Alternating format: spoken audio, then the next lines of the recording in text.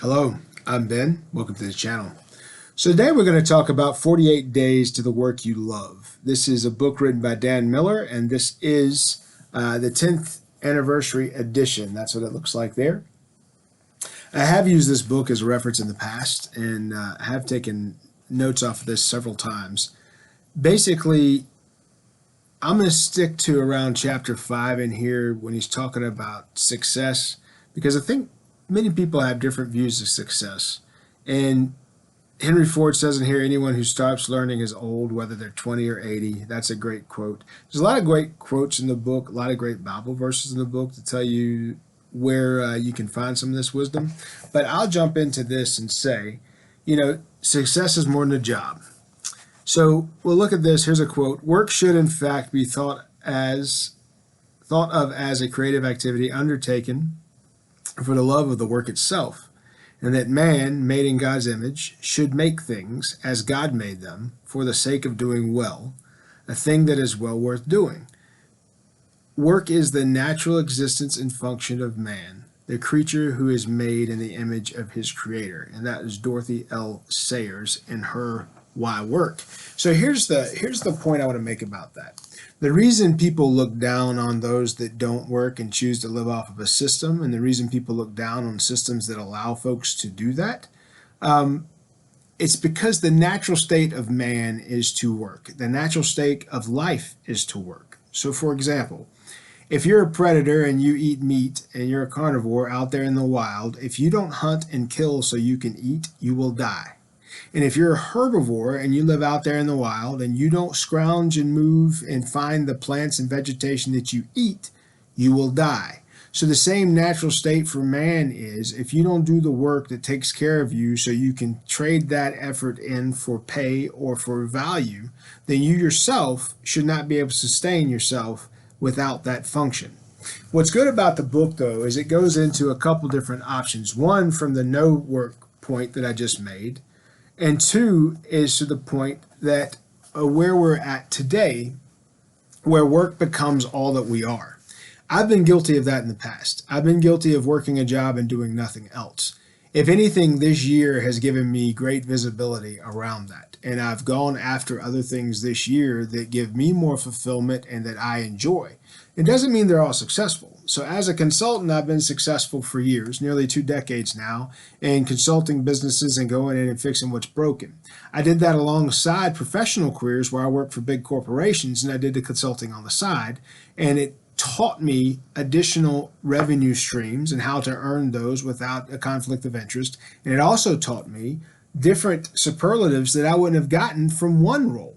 So I would say the more you work and the more you enjoy work, the more productive you're going to be and the more you're going to learn. But I'll say what came from this chapter that I liked a lot was it talks about how will I be remembered? Okay, what is your legacy? And if you want your legacy to be a life well lived and you want to have impact after you're gone, what you do matters. So the parts that make up your fulfillment of purpose or your mission or your destiny or your calling, those all come down to what we as individuals view as important. So here there are 6 different quadrants, or actually 7 different quadrants of this chart. 1 being spiritual, 2 being career, 3 being financial, 4 being social, 5 being family, 6 being physical, and 7 being personal development. Basically, each one of those components are what build us as individuals, and we should be evenly yoked throughout all. You shouldn't be focused too hyper intensely on one item to live a full life. To live a full life, you have to be equally focused on each.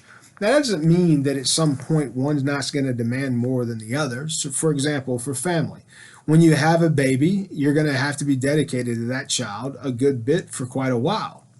But just as that is an expectation, it should be assumed, and it's going to come up and arise, as that kid gets older, you'll be needed less. You're still extremely important, and your influence is imperative for the child's success. But ultimately, the amount of time dedicated to that, it's more about the quality of time than the amount of time, where in the beginning, the baby requires a lot of time. So your career, your spiritual development, your personal development, your financial situation, and financial development are all equally yoked and should have those same intense attention. And at different times, they will require more, as will the social and the physical.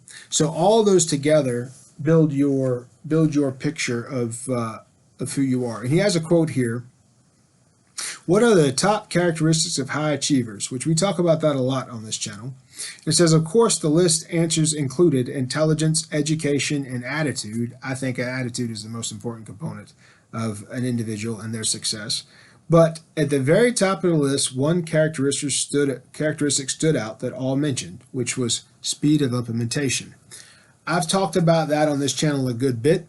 Basically, a good plan today is better than the best plan tomorrow. That's a famous quote. I'm leaving it that way because if you look that quote up, there's tons of other ones that are coming from that same individual about how plans work and how you should move forward. Man improves himself as he follows his path. If he stands still, waiting to improve before he makes a decision, he will never move. That's Paulo Coelho, and I think that's a great quote. Progress is important, is more important than movement, and an inch is better than none. So when I say you can eat an elephant one bite at a time, Theodore Roosevelt, that's exactly what I mean. Take one step, no matter how small, and if you do, it's moving in the right direction, because that is progress. It talks about the wisdom of James in the Bible. It's chapter 1, verse 6 through 8. But let him ask in faith without doubting, for the doubter is like the surging sea, driven and tossed by the wind. That person should not expect to receive anything from the Lord. An indecisive man is unstable in his ways. We talk about stoicism, we talk about emotional intelligence, those type things. It comes right down to this in decision making. If you're going to be successful in life, you have to make decisions.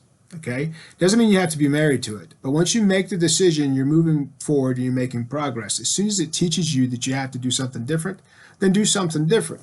Be agile enough that you can change direction and improve what you're doing. When confronted with a decision, allow a 2-week maximum. I think that's a great suggestion. No matter how big the decision or how difficult, allow a maximum period of time to make the decision so you can continue that progress.